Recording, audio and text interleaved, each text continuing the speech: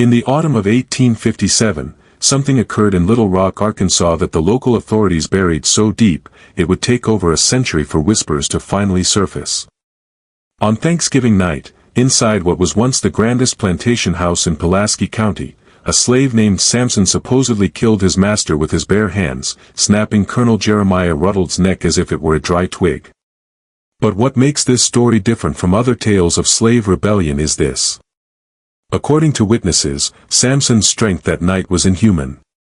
Strong enough to crush a man's skull with one hand, to bend iron tools into pretzel shapes, and to leave handprints pressed so deep into oak beams they remain visible to this day. The official records were sealed, the witnesses were silenced, and the entire incident was scrubbed from local newspapers. What truly happened on Rutledge Plantation that Thanksgiving? And why did 3 separate county officials spend their remaining lives claiming that what they saw defied all natural explanation? Before we continue with the story of Samson and the secrets buried beneath Rutledge Plantation, if these forgotten chapters of American history fascinate you, hit that subscribe button and let us know in the comments what state you're listening from. Because tonight's tale might be closer to your hometown than you imagine. The story begins in the heart of Arkansas Territory, 20 miles south of Little Rock, where the Arkansas River carved its lazy path through some of the richest bottomland cotton country in the South. By 1857, Rutledge Plantation had grown to encompass over 3,000 acres, worked by nearly 200 enslaved souls, all living in the shadow of Colonel Jeremiah Ruttle's imposing Greek Revival mansion. Rutledge himself was a man of contradictions, a Massachusetts-born lawyer who'd moved south in his 20s, drawn by the promise of easy wealth through cotton speculation. Unlike many plantation owners born into the system, Rutledge had chosen it. And perhaps because of that choice, he ruled his property with a methodical cruelty that shocked even his neighbors. He kept meticulous records of punishments, maintained detailed breeding charts for his human property, and was known throughout Pulaski County for his scientific approach to slave management. The enslaved community at Rutledge Plantation lived in 2 distinct quarters. Near the river were the rough-hewn cabins of the field hands, while closer to the main house were the slightly better accommodations of the house servants. It was a world of whispered conversations, of hidden knowledge, and of survival strategies passed down through generations. The older slaves spoke of better times under Ruttle's predecessor, a gentler man who'd sold out when the colonel arrived with his northern capital and southern ambitions. Within this community, Samson stood apart. Not because of his size, though at 6 feet 4 inches he towered over most men of his era, but because of his strange history.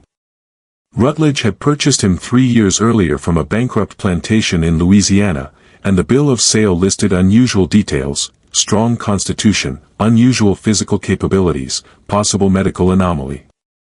Buyer assumes all risks. The seller, a Frenchman named Boudreau, had been eager to part with Samson, despite his obvious value as a field hand. Of his previous life, Samson never spoke, but the other slaves noticed things. He could work 16-hour days in the cotton fields without showing fatigue. He could lift cotton bales that normally required 2 men. His hands, when examined closely, showed calluses so thick and developed they looked almost like horn. The plantation blacksmith, an enslaved man named Jupiter, swore that Samson could bend horseshoes with his bare hands, though he was careful never to display such abilities where the overseer might see. But it wasn't just physical strength that set Samson apart. In his eyes was an intelligence, a carefully hidden literacy that suggested an education far beyond what any slave was permitted to possess. Late at night, some claimed to see him scratching symbols in the dirt outside his cabin. Not English letters, but something else entirely. Something that looked almost like formulas. Colonel Rutledge took a particular interest in Samson, though not out of kindness. The colonel had heard rumors about the slave's unusual capabilities and saw an opportunity for both profit and scientific inquiry. Rutledge fancied himself a man of learning, a subscriber to phrenology journals and agricultural periodicals that discussed the natural variations in human specimens. He began conducting what he called strength assessments on Samson, timing his work, measuring his output, and documenting his capabilities in leather-bound journals kept locked in his study. These sessions took place in the plantation's old carriage house, away from prying eyes. Rutledge would have Samson lift increasingly heavy objects, anvils, tree trunks, even sections of iron machinery, while he took notes and made calculations. The colonel was particularly fascinated by what appeared to be Samson's ability to work without fatigue, often pushing him for hours beyond the point where normal men would collapse. By the autumn of 1857, these assessments had taken on a darker tone. Rutledge had begun inviting guests to witness what he called his demonstrations. Wealthy planters from neighboring counties came to see the slave who could allegedly perform feats of impossible strength. Some of these demonstrations involved lifting contests. Others required Samson to bend iron bars or break thick wooden planks with his bare hands. But as Thanksgiving approached, something began to change in Samson's demeanor. The other slaves noticed at first, a tension in his movements, a distant look in his eyes, as if he were calculating something. Jupiter, the blacksmith, later told investigators that Samson had begun asking strange questions about the plantation's layout, about Colonel Ruttle's habits, about which of the house servants had access to which parts of the mansion. The Rutledge household was preparing for what the colonel planned to be his grandest Thanksgiving celebration yet. He'd invited over 40 guests from as far away as Memphis and New Orleans, including several who'd specifically requested to see his remarkable specimen. The menu had been planned for weeks, with special delicacies ordered from as far away as Baltimore.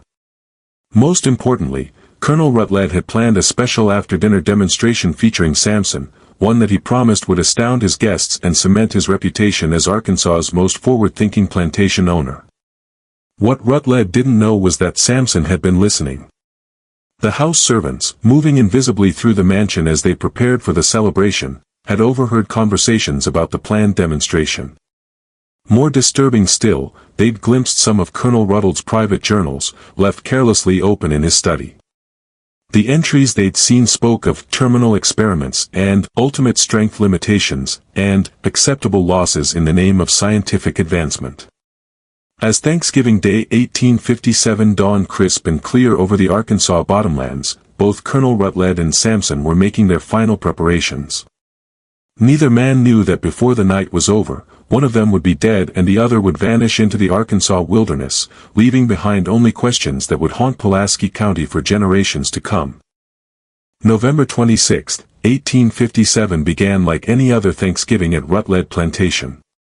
But for those who knew where to look, the undercurrents of tension were impossible to ignore. By dawn, the mansion's kitchen was alive with frantic preparation as house slaves worked under the watchful eye of Molly Catindon, the head cook, preparing a feast that would seat 50 guests in the plantation's grand dining room. Samson had been assigned to help prepare the grounds, setting up additional seating on the mansion's wraparound veranda, and ensuring the oil lamps were properly filled and positioned for the evening's entertainment. But those who worked alongside him noticed something different, an economy of movement, as if he were conserving his strength for something specific. His usual willingness to take on the heaviest tasks had been replaced by a careful calculation of effort that seemed almost strategic. Samson was already waiting inside, his massive frame silhouetted against the torchlight. But something about his posture, the way he held his shoulders, the angle of his head, suggested a readiness that went beyond mere physical preparation. Dr. Petton, the Memphis physician, later wrote in his private diary that looking at Samson that night was like looking at a spring wound to its breaking point. All controlled energy waiting for release. Colonel Rutledge began with his usual demonstrations. Samson lifted weights that should have been impossible for any man, bent iron bars that should have required machinery, and split thick oak beams with his bare hands while the guests watched in amazement. Professor Voss took copious notes, muttering in German and occasionally asking Rutledge to repeat certain tests. But as the evening progressed, Ruttle's demands became more extreme.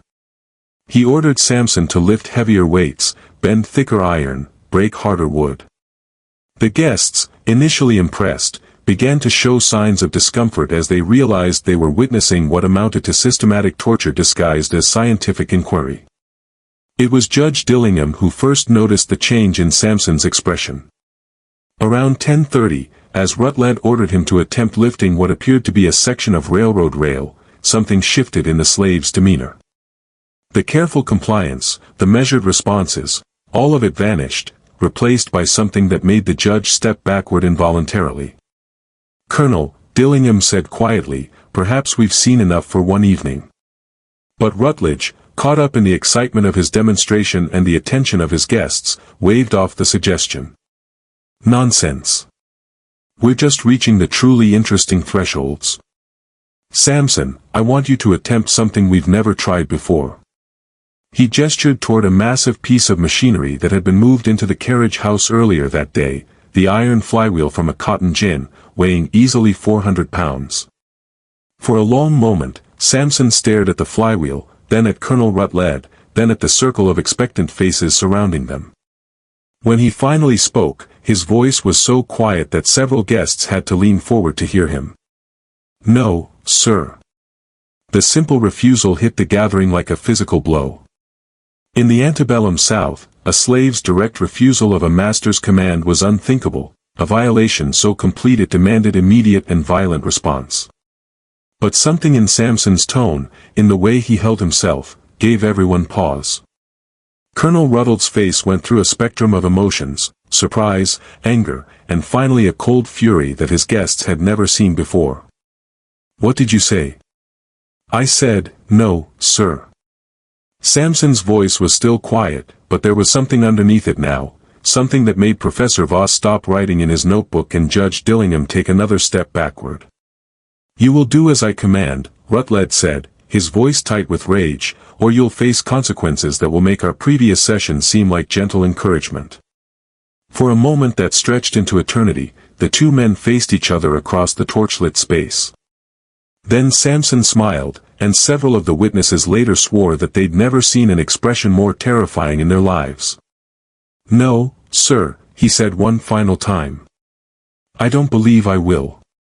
What happened next unfolded with a speed that left most witnesses struggling to process what they'd seen. Samson moved toward Colonel Rutledge with the fluid grace of a man half his size, covering the distance between them in 3 impossibly quick strides. Rutledge had time to raise his hands defensively, time to open his mouth in what might have been a shout or a plea, but no time to escape what was coming. The sound that followed, described by multiple witnesses as resembling a thick branch breaking in a strong wind, would haunt everyone present for the rest of their lives. Colonel Jeremiah Rutledge, master of 3,000 acres and nearly 200 human souls, died instantly as his neck snapped with an audible crack that seemed to echo in the sudden silence. But it wasn't just the killing that terrorized the witnesses. It was the ease of it. Samson had killed his master with no more effort than a normal man might use to break a stick for kindling. For a moment that felt frozen in time, he stood over Rutledge's body, his massive hands still positioned as if he were holding something delicate that had simply broken. Then he looked up at the circle of horrified faces, and when he spoke, his voice carried an intelligence and education that no slave was supposed to possess. "Gentlemen," he said with perfect diction and a slight accent that none of them could identify, "I suggest you leave now." The stampede that followed was anything but dignified. Prominent citizens of Arkansas society trampled each other in their haste to escape the carriage house, abandoning all pretense of social standing in their panic to reach their carriages and flee into the night. Within minutes, Rutledge Plantation was empty, except for the slaves in their quarters, the body of their former master, and Samson, who stood alone among the scattered testing apparatus and flickering torches. What happened in the hours that followed remains one of the great mysteries of that terrible night. The house slaves, terrified and uncertain, remained in their quarters until dawn. When they finally emerged, they found the carriage house empty, the torches burned out, and Colonel Rutledge's body gone. Samson had vanished as completely as if he'd never existed, leaving behind only the deep handprints pressed into the oak beams where he'd demonstrated his strength, and a plantation full of people who suddenly found themselves without a master, without direction, and without any idea what came next. But the disappearance of Samson and the body was only the beginning. Within hours, riders were dispatched to Little Rock, telegrams were sent, and officials began arriving at the plantation. What they found launched an investigation that would consume the local authorities for months and leave questions that remain unanswered to this day. The immediate aftermath of that Thanksgiving night created chaos throughout Pulaski County. By dawn of November 27th, word had spread through the network of plantation owners, overseers, and county officials who formed the backbone of Arkansas society. The implications were staggering, not just because a slave had killed his master, but because of how completely Samson had vanished, and how traumatized the witnesses had become. Judge Cornelius Dillingham, one of the most respected legal minds in the state, returned to Little Rock in a state that his clerk described as complete nervous prostration. Dr. Nathaniel Peton, the Memphis physician, checked himself into a private sanitarium and refused to speak about the events for over a year. Professor Voss simply disappeared, abandoning his hotel room and leaving behind only a trunk full of notes written in what appeared to be a mixture of German and some form of mathematical notation that no one could decipher. Sheriff Thomas Brieg arrived at Rutledge Plantation at first light, accompanied by a contingent of armed deputies and several volunteer militia members from Little Rock. What they expected to find was a crime scene, evidence of violence, possibly an ongoing slave revolt, certainly some trace of where Samson might have fled. Instead, they discovered something far more unsettling, a plantation where life seemed to have simply stopped. The house slaves, when questioned, provided accounts that were maddeningly consistent and completely unhelpful. Yes, they had heard raised voices from the carriage house around 10:30. No, they had not investigated. Slaves learned early not to interfere in their master's business. Yes, they had seen lights moving around the plantation late into the night, but from their quarters they couldn't determine who might have been carrying them or where they were going. Most frustrating of all, when pressed about Samson himself, the slaves seemed almost unable to provide useful descriptions. He was tall, they agreed.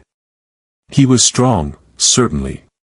But when asked about his personality, his habits, his relationships with other slaves, they became vague and evasive in ways that suggested either deliberate concealment or genuine confusion about who Samson had really been. Jupiter, the plantation blacksmith, proved to be the most forthcoming witness, though his testimony raised more questions than it answered.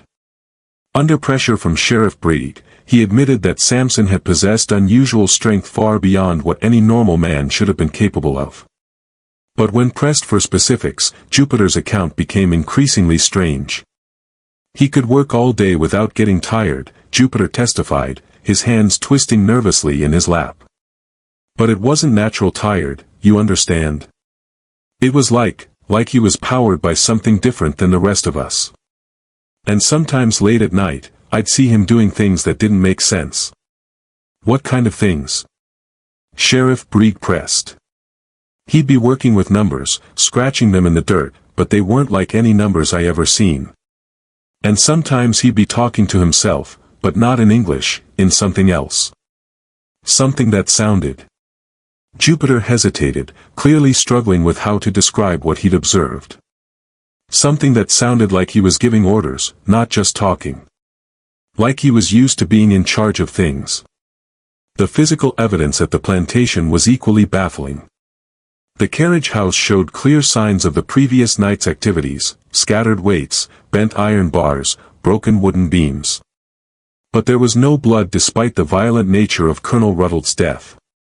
There were no clear footprints leading away from the building, despite the soft earth that should have preserved tracks. Most mysteriously, there was no body. Sheriff Brieg organized search parties that combed the Arkansas bottomlands for miles in every direction. They dragged ponds, searched abandoned buildings, followed every creek and river in a 20-mile radius. But Samson seemed to have vanished as completely as morning mist, leaving behind no trace of his passage. The investigation took on an increasingly desperate quality as days turned into weeks. Governor Elias Conway, under pressure from prominent plantation owners throughout the state, authorized a reward of $500 for information leading to Samson's capture, an enormous sum that drew bounty hunters from as far away as New Orleans and Memphis. Wanted posters appeared throughout the Arkansas Territory and neighboring states, featuring a description so generic it could have applied to dozens of men: large Negro male, approximately 6 feet 4 inches tall, unusually strong build. Answers to the name Samson, extremely dangerous, approach with caution. But as the weeks passed, a more troubling pattern began to emerge. Several of the bounty hunters who'd taken up the search reported strange encounters in the Arkansas wilderness, glimpses of an impossibly tall figure moving through the forests at night, campsites that appeared to have been occupied by someone of enormous strength, trees that had been uprooted or bent in ways that suggested superhuman force. More disturbing still were the reports that began filtering in from other parts of the state. A plantation owner near Pine Bluff reported that his slaves had begun acting strangely, whispering among themselves and showing signs of what he called dangerous excitement. Another planter near Helena claimed that his overseer had quit suddenly after reporting that the slaves were talking about someone called the Strong Man who was coming to set things right. By Christmas of 1857, the Samson investigation had become something of an embarrassment to Arkansas law enforcement. Despite the massive manhunt, the substantial reward, and the involvement of federal marshals, they were no closer to finding their fugitive than they had been on Thanksgiving night. Worse, the case was beginning to attract unwanted attention from northern newspapers, which had begun running sensationalized accounts of the Arkansas Superman, who had supposedly killed his master and vanished into thin air. It was during this period that the first attempts at official cover-up began to emerge. Governor Conway, concerned about the impact on Arkansas's reputation and the potential for the case to inflame tensions between North and South, quietly ordered all official records of the investigation sealed. The reward was withdrawn, the wanted posters removed, and newspapers were discouraged from running further stories about the case. But the most significant development came from an unexpected source, Colonel Ruttle's personal papers. When his estate was finally settled in early 1858, his executors discovered something that had been overlooked during the initial investigation. Hidden in a false bottom of the colonel's desk was a collection of documents that suggested his interest in Samson had gone far beyond simple scientific curiosity. Among these papers was correspondence with several northern universities, including detailed discussions about human experimentation and physical enhancement studies. There were receipts for chemical compounds ordered from laboratories in Boston and New York, substances with names that meant nothing to local investigators but suggested medical or scientific applications. Most intriguingly, there was a bill of lading from a shipping company in New Orleans, dated just 2 weeks before Samson's arrival at the plantation, for what was described as specialized pharmaceutical equipment and associated materials. The final document in this hidden collection was perhaps the most disturbing, a contract with a company called Meridian Research Associates based in Boston for what was described as ongoing physiological assessment and enhancement protocols. The contract was signed by both Colonel Rutledge and someone identified only as Subject S in handwriting that several of the house slaves identified as belonging to Samson himself. These discoveries raised questions that no one in Arkansas was prepared to answer. Had Samson been part of some sort of medical experiment? Had Colonel Rutledge been working with northern interests to develop new forms of human enhancement? And if so, what did that mean for understanding the events of Thanksgiving night 1857? The official response to these revelations was swift and decisive. The documents were classified as sensitive estate materials, sealed by court order, and transferred to federal custody. The executors were sworn to secrecy. The house slaves who had identified Samson's handwriting were quietly sold to plantations in distant states, and all mention of Meridian Research Associates was scrubbed from official records. But rumors persisted, spreading through the underground networks that connected slave communities throughout the South. Stories of the strong man who had broken his chains and disappeared into legend. Tales of government experiments and northern conspiracies. Whispers about other plantations where similar specimens might be undergoing similar treatments, and what might happen if they, too, decided they'd had enough. As 1858 dawned over Arkansas, the Samson case officially no longer existed. But in slave quarters throughout the South, in the private correspondence of worried plantation owners, and in the locked files of federal offices in Washington, the questions raised by one Thanksgiving night continued to multiply. And somewhere in the vast wilderness of the Arkansas Territory, those who claimed to have seen him insisted that Samson was still out there, growing stronger, biding his time, and possibly planning something that would make his actions at Rutledge Plantation seem like just the beginning. The spring of 1858 brought new developments that would deepen the mysteries surrounding Samson's disappearance and raise questions about the true nature of what had occurred at Rutledge Plantation. The first indication that the case was far from closed came from an unexpected source, the Pinkerton Detective Agency, which had been quietly hired by parties unknown to conduct their own investigation into the events of Thanksgiving night. Alan Pinkerton himself arrived in Little Rock in March, accompanied by two of his most experienced operatives. Unlike the local authorities who had focused their efforts on tracking Samson's movements after the killing, the Pinkertons were interested in what had happened before his arrival at Rutledge Plantation. Their investigation would uncover a trail that stretched back through Louisiana, Mississippi, and eventually to a series of medical facilities in the Northeast that had been conducting what they euphemistically called human improvement research. The Pinkerton investigation began with the original bill of sale that had brought Samson to Arkansas. Detective James Hawthorne, posing as a potential slave buyer, traveled to Louisiana to interview the original seller, the Frenchman named Boudreaux. What he discovered was deeply unsettling. Boudreaux's plantation, located in the bayou country south of New Orleans, had been the site of extensive medical experiments conducted under the auspices of what was called the Southern Health Initiative. The program, ostensibly designed to study diseases common among enslaved populations, had actually been testing various chemical compounds and medical procedures designed to enhance human physical capabilities. The Frenchman was nervous from the moment I mentioned Samson's name, Hawthorne wrote in his confidential report to Pinkerton. He kept insisting that he had disclosed all known risks in the bill of sale, that he bore no responsibility for what happened afterward. But when pressed, he admitted that Samson had been part of what he called the enhancement protocol for over 2 years before the sale. According to Boudreaux, the Southern Health Initiative had been funded by a consortium of Northern investors who were interested in developing more efficient labor systems.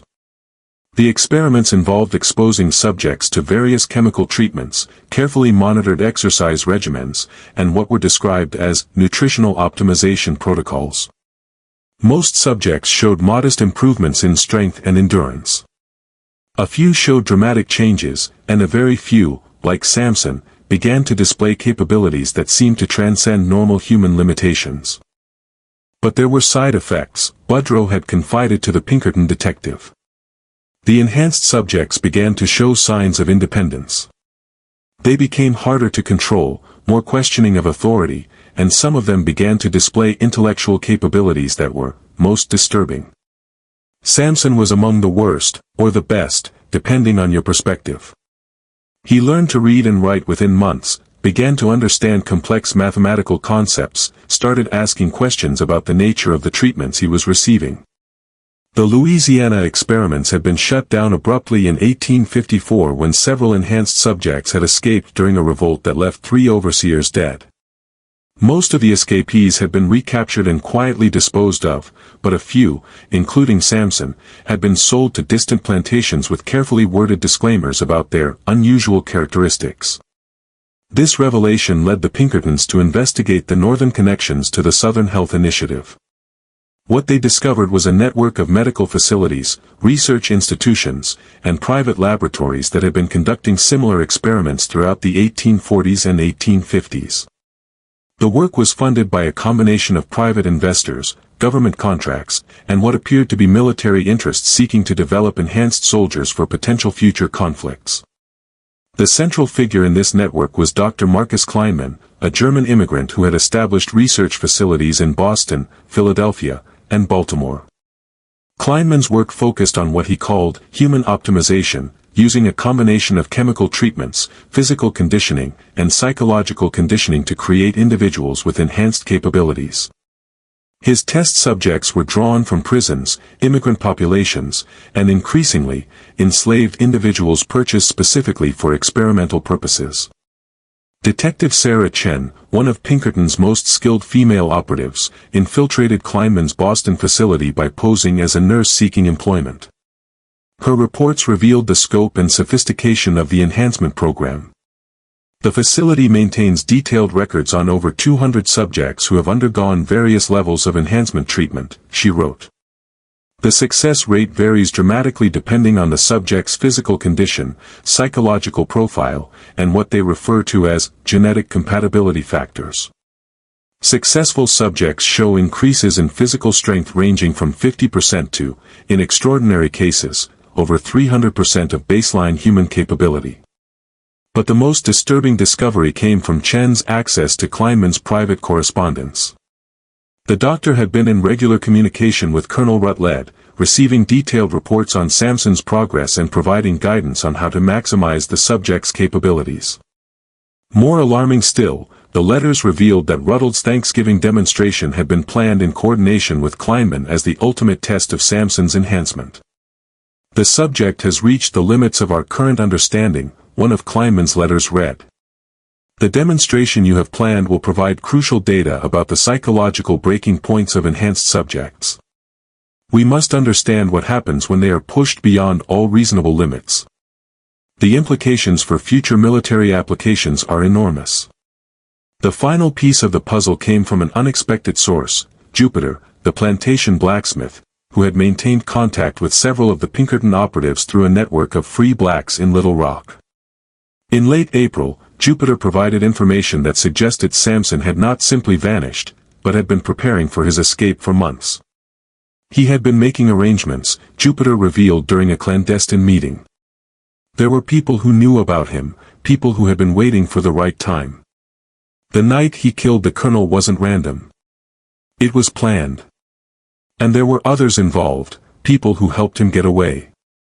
This revelation led to a broader investigation of what appeared to be an underground network dedicated to helping enhanced subjects escape from their captivity. The network, which called itself the Freedom Chain, included abolitionists, free blacks, and even some sympathetic whites who had become aware of the enhancement experiments and viewed them as an abomination that went beyond even the normal horrors of slavery. The Freedom Chain had been operating since the early 1850s, helping escaped enhanced subjects reach safe havens in Canada, Mexico, or remote areas of the American wilderness. They had developed sophisticated methods for covering tracks, providing false identities, and most importantly, helping the enhanced subjects learn to control their abilities in ways that would allow them to blend into normal society. But the most shocking revelation came in May of 1858 when Detective Hawthorne uncovered evidence that the Freedom Chain had been infiltrated by foreign agents.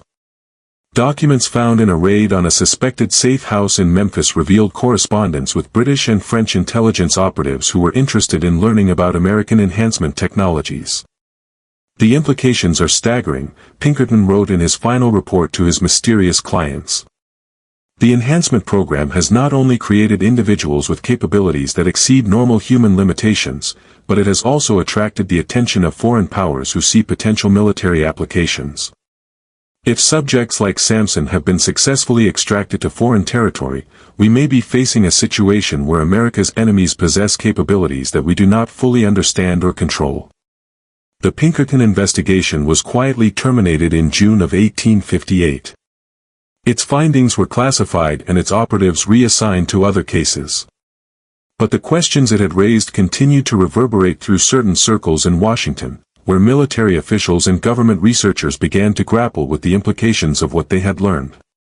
Meanwhile, reports continued to filter in from throughout the Arkansas Territory and beyond, sightings of an impossibly tall, impossibly strong figure moving through the wilderness, stories from remote settlements about a mysterious benefactor who had helped escaped slaves reach freedom, tales from Native American tribes about a man who could outrun horses and bend iron with his bare hands, but who spoke with intelligence and kindness rather than the savage fury that many expected from someone of his capabilities. And in the ruins of what had once been Rutledge Plantation, now abandoned and slowly being reclaimed by the Arkansas wilderness, visitors reported strange phenomena, deep handprints in oak beams that seemed to grow more distinct rather than fading with time, areas where the very ground seemed to have been compressed by enormous force, and sometimes on quiet nights when the wind was still, the sound of someone moving through the old carriage house, as if a massive figure were testing his strength against invisible weights. As summer gave way to autumn in 1858, 1 year after the Thanksgiving night that had changed everything, the mystery of Samson had evolved from a local manhunt into something much larger and more complex. The questions were no longer just about where he had gone, but about who he really was, what had been done to him, and what his escape might mean for a nation that was already fracturing along lines of slavery, freedom, and the fundamental question of what it meant to be human. Just when we thought we'd seen it all, the horror in Arkansas intensifies. If this story is giving you chills, share this video with a friend who loves dark mysteries. Hit that like button to support our content, and don't forget to subscribe to never miss stories like this. Let's discover together what happens next, because the most terrifying revelations are yet to come. The autumn of 1858 brought a series of incidents that would forever change how the Samson case was understood and feared by those in positions of power. What began as isolated reports of strange occurrences throughout Arkansas and neighboring states gradually coalesced into a pattern that suggested something far more organized and dangerous than a single fugitive slave hiding in the wilderness. The first major incident occurred in October near the town of Camden in southern Arkansas. A plantation owned by Marcus Henley, one of the state's most prominent cotton producers, experienced what witnesses described as a night of impossible terror. Henley had recently acquired 3 new slaves from a Louisiana dealer, men who bore the same mysterious markings in their bill of sale that had once described Samson: unusual physical capabilities and possible medical anomaly. On the night of October 15th, these 3 men, identified in plantation records only as Caesar, Goliath, and Titan, simultaneously broke free from the plantation's most secure holding facility. But this wasn't a typical escape attempt. According to the surviving overseer, James Huckabe, the 3 men didn't break the locks on their shackles. They broke the shackles themselves, twisting solid iron bands apart with their bare hands as if they were made of clay. "I've been managing slaves for 20 years, Huckabe testified to investigators. And I've never seen anything like what happened that night. These men moved like they could see in the dark, coordinated like they'd been planning this for years instead of days. And the strength, God help me, the strength was inhuman." The 3 enhanced slaves had systematically destroyed every piece of restraint equipment on the plantation. Not just their own bonds, but every chain, every lock, every iron bar that could be used to confine human beings. They had accomplished this destruction in complete silence, without waking the house slaves or alerting the guards until they were ready to leave. When they finally departed, they took with them not just their own freedom, but detailed maps of the local area that they had somehow acquired, along with supplies that suggested they were planning a much longer journey than a simple escape to the next county. But the Camden incident was just the beginning. Within weeks, similar reports began arriving from plantations throughout the region. In Mississippi, 2 enhanced subjects escaped from a research facility near Natchez, leaving behind equipment that had been twisted into abstract sculptures of bent metal and broken wood. In Louisiana, a group of 4 enhanced individuals broke free from what was supposed to be an escape-proof holding facility, but not before systematically destroying every document and research note related to the enhancement program. The pattern was clear and terrifying. The enhanced subjects weren't just escaping randomly. They were being coordinated, directed by some central authority that knew exactly where they were being held and exactly how to free them. More disturbing still, they seemed to possess intelligence about the enhancement program itself, targeting specific facilities and destroying specific types of evidence with a precision that suggested inside knowledge. Dr. Marcus Kleinman, the German researcher who had been instrumental in developing the enhancement protocols, arrived in Little Rock in November to consult with federal authorities about the growing crisis. His assessment was grim and increasingly panicked. "We are dealing with subjects who have been fundamentally altered, not just physically, but intellectually," he reported in a classified briefing to military officials. "The enhancement process appears to have created individuals with capabilities that extend far beyond our original parameters. They are displaying strategic thinking, coordination abilities, and problem-solving skills that suggest we may have inadvertently created a form of enhanced intelligence." Kleinman's most disturbing revelation concerned the psychological profiles of enhanced subjects. According to his research, the chemical and physical treatments that increased their strength and endurance also appeared to break down certain mental barriers that normally limited human potential. Enhanced subjects showed increased memory capacity, faster learning abilities, and most troubling of all, what appeared to be a form of shared consciousness that allowed them to coordinate their actions across vast distances. "We believe," Kleinman admitted in his classified report, "that we may have accidentally created a new form of human being, one that views ordinary humans not as equals, but as inferior. The implications for social control, for the entire structure of our society, are catastrophic. Meanwhile, the search for Samson himself had taken on new urgency as authorities began to suspect that he was not just another escaped subject, but possibly the coordinating intelligence behind the growing network of enhanced individuals. Reports from throughout the Arkansas Territory described sightings of an impossibly tall figure who appeared at plantations and research facilities in the days before mass escapes occurred, as if he were conducting reconnaissance missions to plan future operations.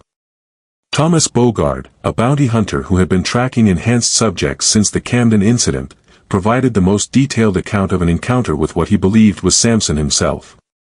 In late November, while following tracks near the Buffalo River in northern Arkansas, Bogard claimed to have come face to face with the fugitive in a remote canyon.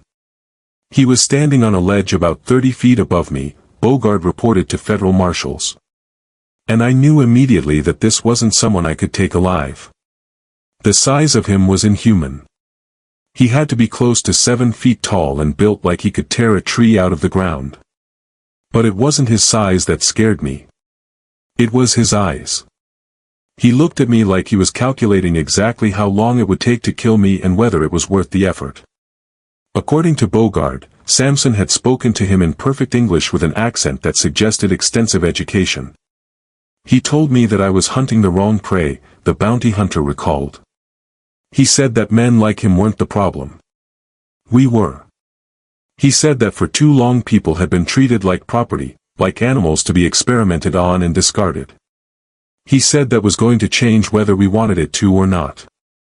The encounter had ended without violence, but only because Samson had chosen to leave rather than fight. He just stepped backward off that ledge, Bogard reported. And when I climbed up to see where he'd gone, there was nothing. No tracks, no sign he'd ever been there. Just those deep handprints in the rock where he'd been gripping the stone. By December of 1858, the enhanced subject situation had escalated to the point where President James Buchanan was receiving regular briefings about what his advisors had begun calling the Samson crisis. The implications were staggering, not just for the immediate security concerns, but for the broader questions about human experimentation, states' rights, and the fundamental nature of freedom and slavery that were already tearing the country apart. Military officials began developing contingency plans for what they called enhanced subject containment operations. But their planning was complicated by a disturbing realization: they had no clear understanding of exactly how many enhanced individuals had been created over the years, where they all were, or what their ultimate capabilities might be. The various research programs had been conducted in secret with minimal coordination and virtually no central record keeping.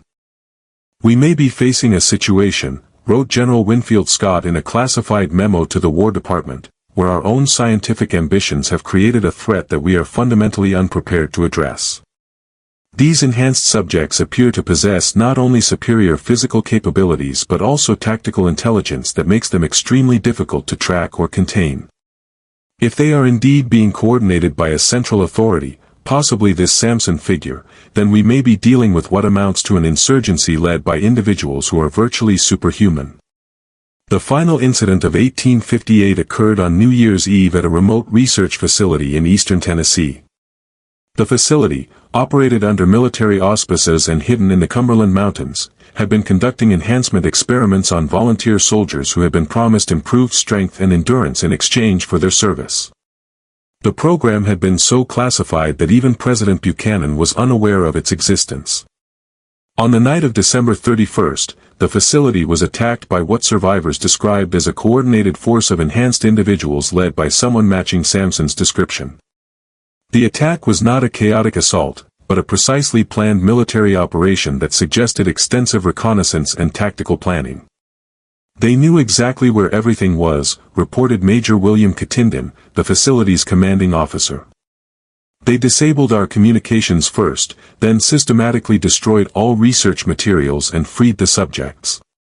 The entire operation took less than 2 hours.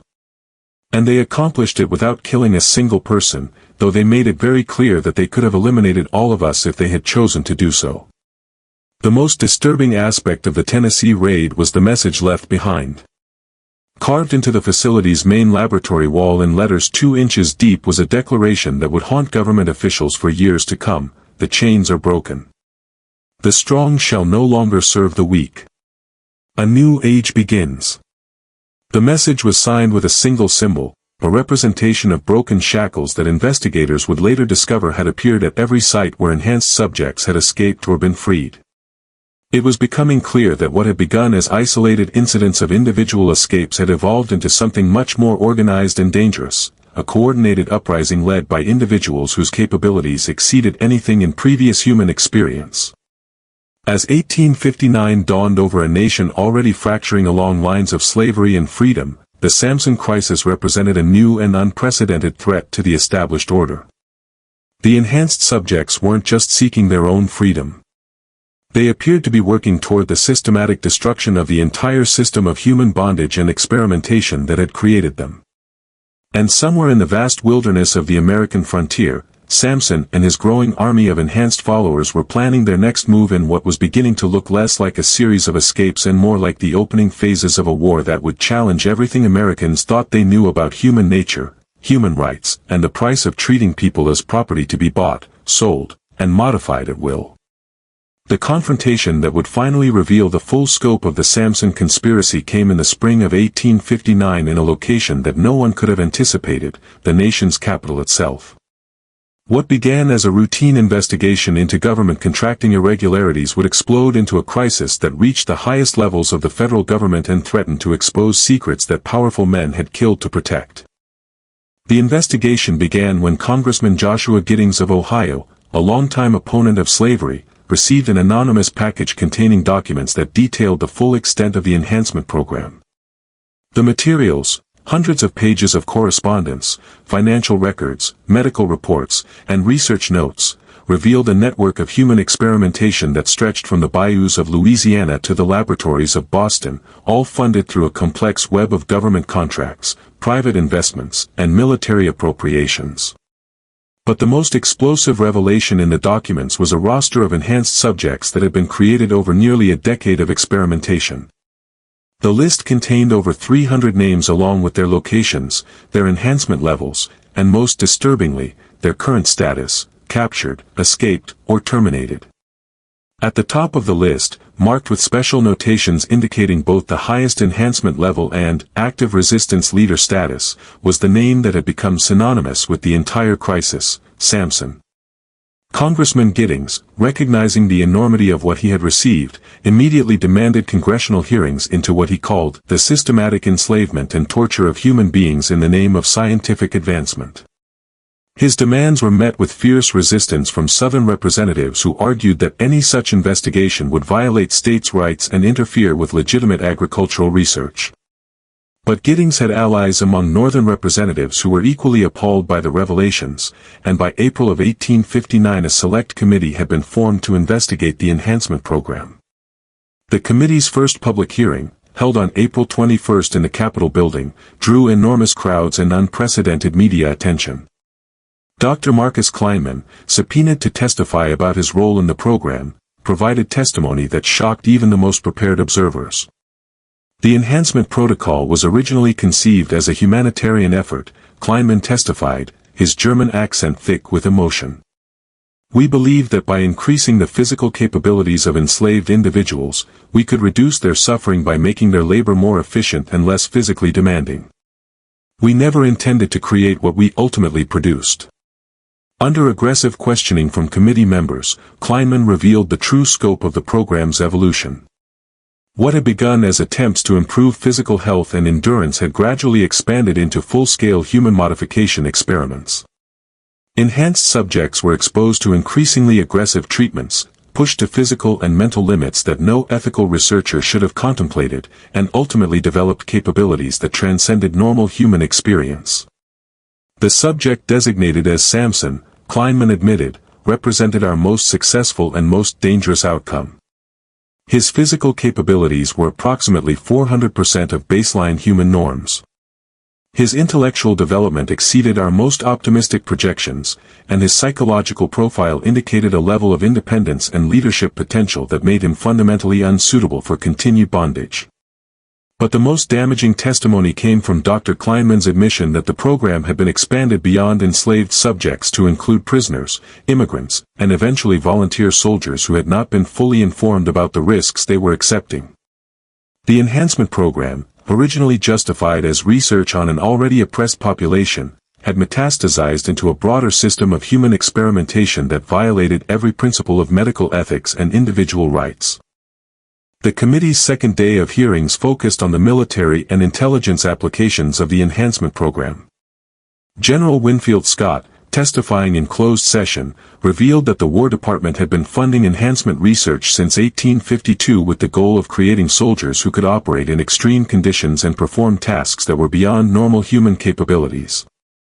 The enhanced subjects showed promise for special operations, reconnaissance missions, and combat situations where superior physical capabilities would provide decisive advantages, Scott testified. However, we quickly discovered that the psychological changes that accompanied physical enhancement made these subjects unsuitable for military discipline. They became increasingly resistant to authority, increasingly likely to make independent decisions, and increasingly sympathetic to causes that conflicted with military objectives. Scott's testimony revealed that the military had attempted to create their own enhanced subjects using volunteer soldiers, but the results had been catastrophic. Enhanced soldiers had deserted at unprecedented rates, often taking classified information with them. Several had been court-martialed for refusing orders, and at least 2 had been executed for what amounted to mutiny. The military enhancement program had been quietly terminated in 1857, but not before creating dozens of enhanced individuals whose current whereabouts were unknown. The congressional hearings reached their climax on April 25 when the committee announced that they had received communication from Samson himself. The message, delivered through intermediaries whose identities were kept secret, was a formal statement that would be read into the congressional record and reported in newspapers throughout the nation. To the representatives of the American people, the statement began. I write to you not as a former slave, not as an escaped fugitive, but as a free man who has broken the chains that bound not just my body, but my mind and spirit as well. For too long, men like me have been treated as property to be bought and sold, as animals to be bred and modified, as subjects for experiments that no decent society should permit. The statement continued with a detailed account of Samson's experiences in the enhancement program, from his initial capture and sale to his gradual understanding of what was being done to him and others like him. But the most powerful section addressed the broader implications of what the enhanced subjects had discovered about American society. Through the enhancement process, we have gained not just physical strength, but clarity of vision about the true nature of this nation's institutions. We have seen how easily men can be reduced to property when it serves economic interests. We have experienced how readily scientific advancement is used to justify the most degrading forms of human bondage. We have learned that the principles of freedom and equality that this nation claims to uphold are applied selectively based on calculations of power and profit rather than any consistent moral framework. The statement concluded with a declaration that sent shockwaves through the Capitol. We, the enhanced subjects who have broken free from our bondage, do not seek revenge against those who created us. We seek justice. We demand the immediate termination of all human enhancement programs. We demand the freedom of all subjects currently held in research facilities. And we demand recognition of our status as free human beings with rights equal to any other Americans. If these demands are not met, we will take whatever actions are necessary to secure our freedom and the freedom of others like us. The message was signed not just by Samson, but by over 50 other enhanced subjects, creating what amounted to a formal declaration of independence from a group of individuals who possessed capabilities that made them extraordinarily dangerous if they chose to use violence to achieve their goals. The immediate response from Southern representatives was predictable: demands that the enhanced subjects be hunted down and captured regardless of the cost. The breakthrough came when President Buchanan, recognizing that a military solution to the enhanced subject problem would likely result in enormous casualties and unwanted publicity, authorized Secretary of War John Floyd to enter into direct communication with Samson and his representatives. The negotiations were conducted through a complex network of intermediaries, including abolitionist leaders who had been secretly supporting the enhanced subjects and federal officials who recognized that the crisis could not be resolved through force alone. Samson's demands, as presented through these intermediaries, were surprisingly sophisticated and legally grounded. Rather than seeking revenge against those who had created and exploited the enhanced subjects, he proposed a comprehensive solution that would address the immediate crisis while establishing principles that would prevent similar situations in the future. The core elements of what became known as the Washington Compact, though no public record of its existence was ever officially acknowledged, included the immediate cessation of all human enhancement research conducted under federal auspices, the destruction of all research materials and subject records, and the provision of new identities and financial support for enhanced subjects who wish to integrate into normal society. Most importantly, the compact established what amounted to a separate territory in the remote regions of Alaska, then still Russian territory, where enhanced subjects who preferred to live apart from normal society could establish their own communities. The arrangement was facilitated through complex international negotiations that involved Russian officials who were eager to establish American goodwill before the eventual sale of Alaska to the United States. Dr. Marcus Kleinman, whose testimony before Congress had helped expose the full scope of the enhancement program, played a crucial role in the resolution. In exchange for immunity from prosecution, he provided detailed medical information that allowed government doctors to develop treatments for enhanced subjects who wished to reduce their capabilities and integrate into normal society. Not all enhanced individuals chose this option, but those who did were able to live relatively normal lives under carefully constructed new identities. The implementation of the Washington Compact required extraordinary secrecy and coordination. Enhanced subjects throughout the nation were contacted through the underground network that had been helping them evade capture and given choices about their future. Those who chose integration were provided with new identities, financial support, and medical treatment to reduce their enhanced capabilities to more manageable levels. Those who chose separation were transported through a series of carefully orchestrated movements to the designated territory in Alaska. Samson himself chose separation, but not before ensuring that all other enhanced subjects had been given genuine options for their future. His final communication with federal negotiators, delivered in August of 1859, demonstrated the intelligence and moral clarity that had made him such an effective leader of the enhanced subject resistance. "I have no desire to live among people who view individuals like me as either property to be owned or weapons to be controlled," he wrote. "But I also have no desire to see unnecessary suffering inflicted on either side of this conflict. The compact we have negotiated provides a path forward that respects the autonomy of all parties while preventing future tragedies. I hope that future generations will learn from the mistakes that created this situation and will treat all human beings with the dignity and respect that every person deserves." The public resolution of the Samson crisis was carefully managed to minimize its impact on national politics and public opinion. The congressional investigation was quietly concluded with a report that acknowledged irregularities in certain research programs but avoided specific details about the enhancement experiments. Dr. Kleinman and other key figures in the program were transferred to remote locations where they could continue medical research under strict supervision but without access to human subjects. The enhanced subjects who chose integration were scattered throughout the northern states where they lived quiet lives under assumed identities. Many became successful farmers, craftsmen, or small business owners, their enhanced capabilities providing advantages that they were careful not to display too obviously. A few became involved in the Underground Railroad, using their abilities to help other enslaved individuals escape to freedom. Those who chose separation established communities in Alaska that became legendary among the territory's indigenous populations for their strength, wisdom, and commitment to justice. These communities maintained contact with each other and with certain government officials, serving as both a reminder of the enhancement program's consequences and a resource that could be called upon in extreme circumstances. The most lasting impact of the Samson crisis was its effect on federal policy regarding human experimentation. The Washington Compact included provisions that established the first formal ethical guidelines for government-sponsored medical research, principles that would eventually evolve into the modern system of informed consent and human subjects protection. While these guidelines were initially kept secret, they influenced government research practices and helped prevent similar crises in future decades. The Civil War, which began less than 2 years after the resolution of the Samson crisis, overshadowed the enhancement program in public memory. The massive casualties and social upheaval of that conflict made the story of a few dozen enhanced individuals seem relatively minor by comparison. Official records of the program were classified and eventually forgotten, buried in archives that would not be opened for over a century. But the impact of Samson and the enhanced subjects extended far beyond the immediate resolution of their crisis. The communities they established in Alaska became centers of learning and technological innovation, developing advanced techniques in engineering, medicine, and agriculture that would eventually benefit the entire territory.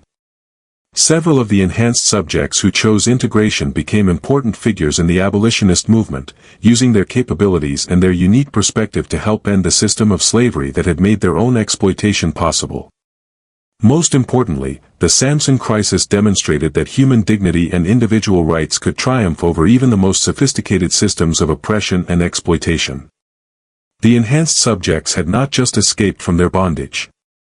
They had fundamentally challenged the assumptions that made such bondage possible in the first place. As the years passed and the details of the enhancement program faded from official memory, the story of Samson became legend rather than history.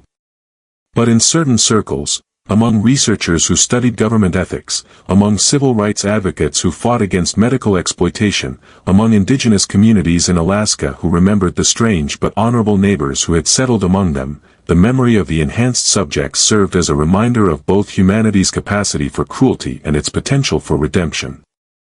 The handprints that Samson had left pressed into the oak beams of the Rutledge Plantation carriage house remained visible for decades after the building's abandonment, a physical reminder of the night when one man's refusal to accept degradation had sparked a crisis that changed American history. Visitors to the ruins often reported a sense of awe when they saw those marks, not fear, but recognition of the extraordinary strength that had been required not just to break physical chains, but to challenge an entire system of human exploitation.